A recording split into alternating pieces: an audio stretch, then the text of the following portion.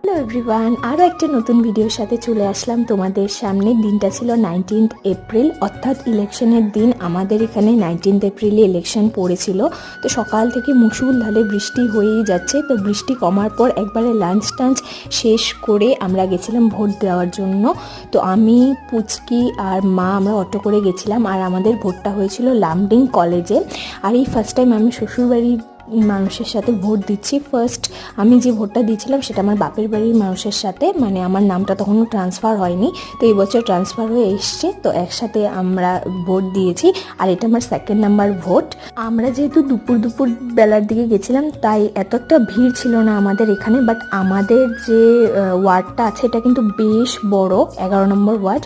তো যাই হোক, আমি গেলাম ভেতরে, যা যা ফর্মালিটিস ছিল করে ভোটটা আমি দিয়ে দিলাম। তোমাদের এখানে কবে ভোট সেটা আমাকে অবশ্যই কমেন্ট করে জানাও। তাহলে আজ আসি, দেখা হচ্ছে কাল।